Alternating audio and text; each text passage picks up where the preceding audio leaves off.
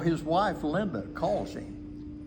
She's trying to get the basketball game KU was playing, again, Northern Iowa or somebody. It was a nothing game. She was trying to find it. It was on Fox Sports 3 or something, and he's trying to help her. So he's driving in a torrential rain, weaving back and forth, and he has her put it on the screen. He's on the screen trying to show her how. I mean, you talk about terrified. He's in the passenger seat. I'm sitting right behind him. I think I heard something like, "Bill, I think this is it." I'm telling Linda, I think you push this button and then swipe over here and do that. And I look over and Coach is like this. Oh my God. He's praying in the passenger seat. Just we're only 40 miles from Tulsa. Please let us know. Well, I'm glad you guys got to meet my friends. You should thank Paul McCartney. Yeah. Let's go do that. Oh my. Yeah. Paul McCartney. I remember when Ed Sullivan had the Beatles on his show Sunday night. Oh yeah, you had to watch Ed I remember Sullivan. that too. And the Beatles came over, and they were phenomenal. When does Teddy's season start?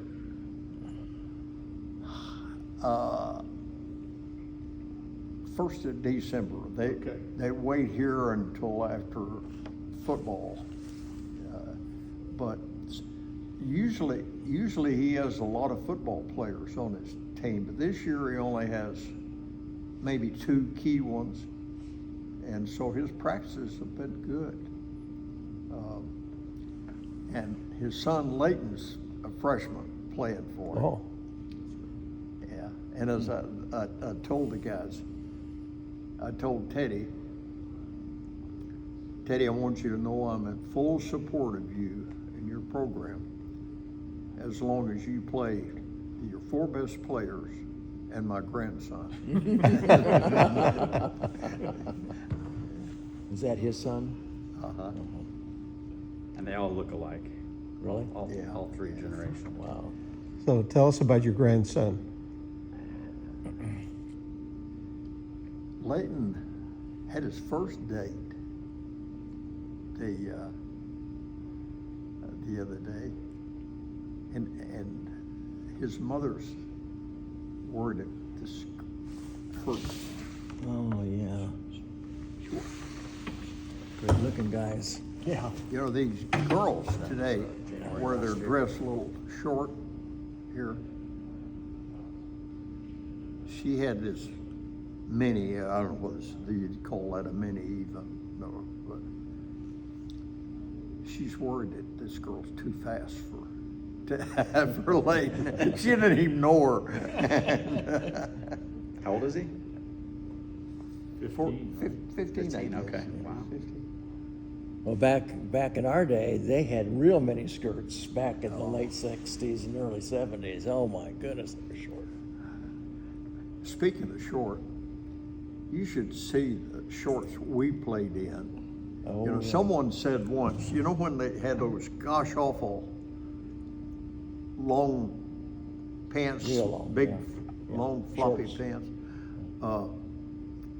I told someone, those are the ugliest things I've ever seen. And they said, no, Dad, look at these pictures when you played. I mean, They were really short. yeah, they're like awful. We used to wear knee pads when we played. Yeah. Before or after the center Center jump. Yeah. That was probably, you did that, didn't you? So Roger, what position did you play? Whatever he'd let me He shot play. it. He shot it every time he got it. Jump shot. So is there any particular memory that you could share with us of the coach? Yeah, the first None that I would make public.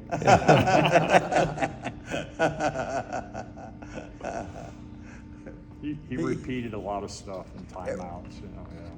Jerry, every time I feel good about myself and think that I'm worthwhile, I call Roger and he gets me back down to earth. He tells me how great they were and if they'd had a decent coach. coach that they You'd have won, yeah. How many of your players called you for your birthday in July? A bunch. Yeah. Yeah, they're great.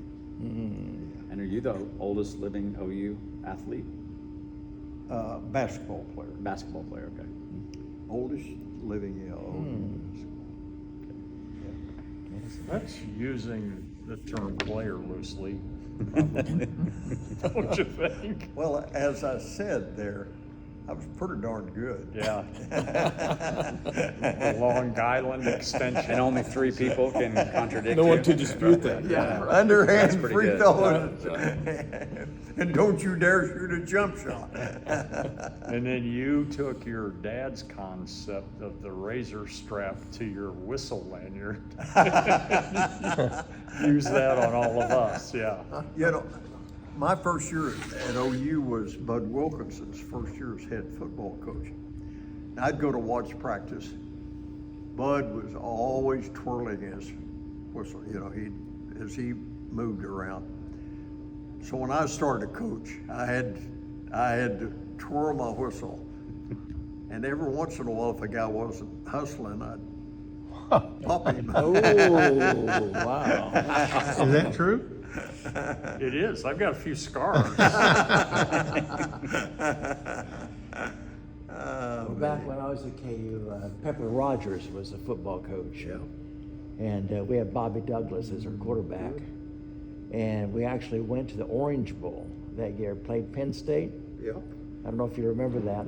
We had a rookie team, but they were super good. They won the Big 8 championship. We were in the Orange Bowl. We won the game. And they called the play back. They said there was more than one too many player that we had on the field. They redid the play, and Penn State made the goal. And we went from elation in all the dorms to the biggest depression in just 5 minutes or 15 minutes. They scored, and we were 1-up after they scored. If they go for 1, they tie the game. They go for 2, don't they? If I remember right. A linebacker named Abernathy. Rick Abernathy. We substitute for him. He didn't come out of the game. Yeah, that's what We had 12 guys on the field. We stopped Penn State. We think we've won the game. They ran the play again, penalized us, ran the play again, and scored 2. So did you watch the Thunder game last night? Yeah, I did, as a matter of fact. Wasn't that double overtime incredible without their starting player? Yeah, where was Williams? He hurt or what? I don't know. One of our best players Yeah. was hurt or what didn't play. I just caught the end of. Now Oklahoma City's better than most pro teams about moving the ball, but it's so much one-on-one, and of course, shot clocks being 24 seconds. You got to be able to create your own shot, but not until you've tried to use the team to get a better shot. But so much of it's just give it to one guy and Running a gun. dribble them down. Out of all Houston, you got the best shooter in basketball, Kevin Durant. That's right. They'd go to this other guy and he'd dribble them back down. Well, you saw how the game was won and lost. Kevin fouled him He made the free throw and won. Yeah, and before that, before it went into overtime, the score's tied. They fouled Durant. He misses. I mean, Yeah. he's an 88% free missed. throw shooter. He missed one. And no, I'm sorry, we were one down. Yeah, we were one down. If he makes two, then we're three down. So we got to make a three with 6 seconds to go or something like that. He missed the first one, makes second. So now we just have to make a two. And so Shade, whatever, Gilgus, SGA or what, he goes, yeah, I mean, he's so good with his footwork. I mean, his step back, something. Thank goodness they didn't have the step back when I coached. I mean, he loved that kind of stuff. Appreciate that. Tell the story. Bob will appreciate this because he was at KU then. Tell the story about when either Jack Mitchell or Pepper they were recruiting John Riggins, and they brought John and his family, and the exchange with his mother. Yeah, I'm trying to think of that word.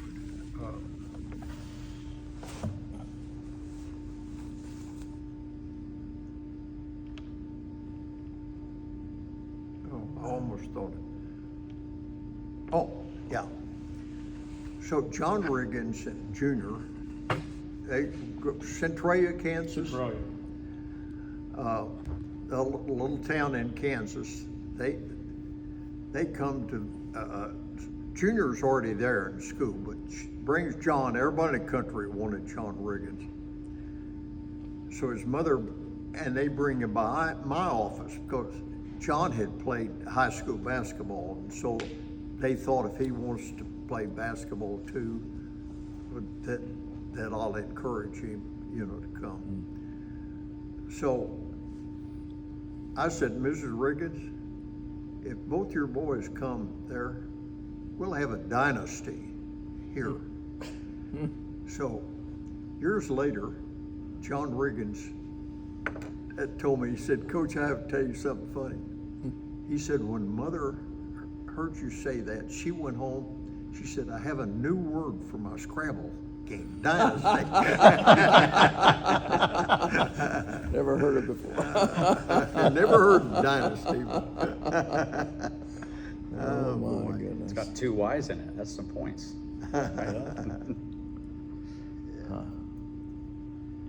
Yeah, those are the days, of course, when I was there in the late 60s. We had Jim Ryan there running for us, world record miler. And our track team was #1 in the nation too, basketball. And then our football went to the Orange Bowl. It was quite the sports years for KU in those days. And you're swimming. Yeah, we won the Big 8 championships. And he was 2 years in a row. swim. He swam with them. Yeah. Yeah.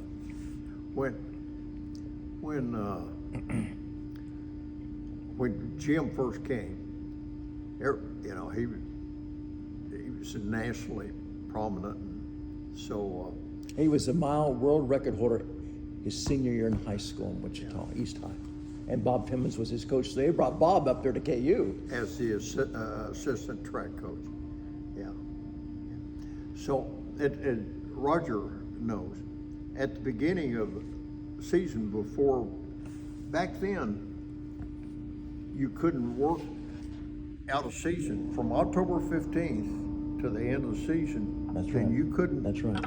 work with your basketball players. That's true in high school too. So we would take our guys down to the stadium, and they'd run around the stadium. Sometimes in the stadium, we'd run up the football steps, but we'd also then, if you didn't finish 1, 2, 3, going up the stadium steps, you had to run 10 times up the Campanile and down.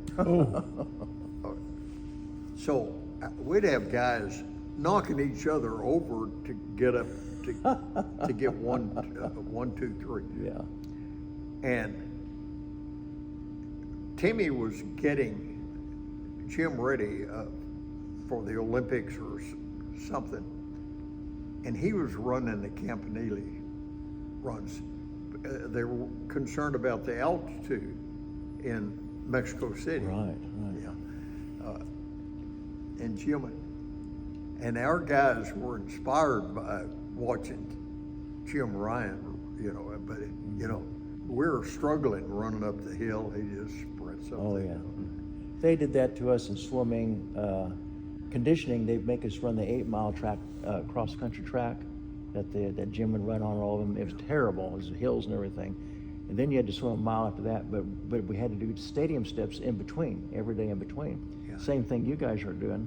One day, they had Jim Ryan in the middle, and Sports Illustrated was there with all their cameras because they were doing a whole article on him.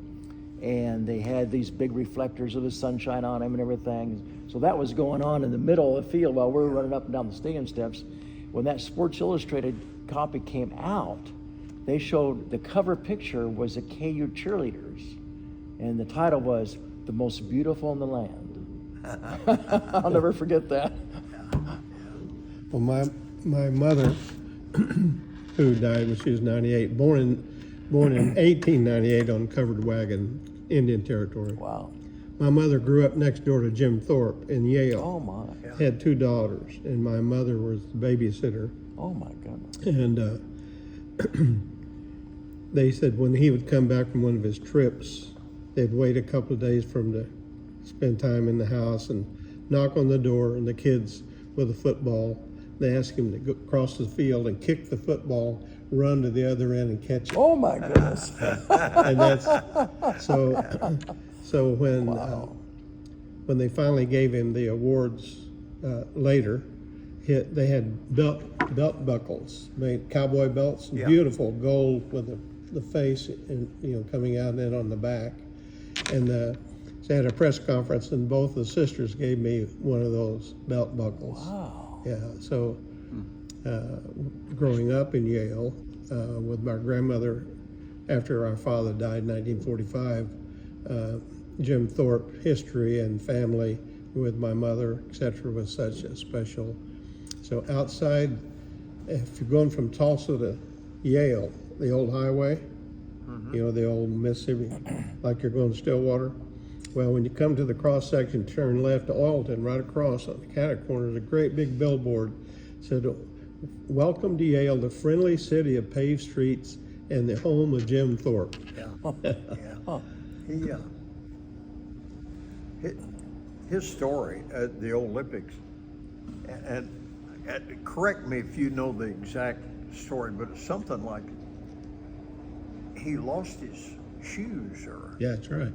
lost his shoes, and he found somebody had thrown some. Two different shoes, I think. Yeah, One different shoe on each foot. yeah, yeah. And won the decathlon and the lesser event. Yeah. What Pentathlon. pentathlon? Yeah. Yeah. Won both. Didn't know that story. With 2 different shoes. It's hilarious. Wow. But the guy played pro baseball, Yeah. played in the majors, didn't he? They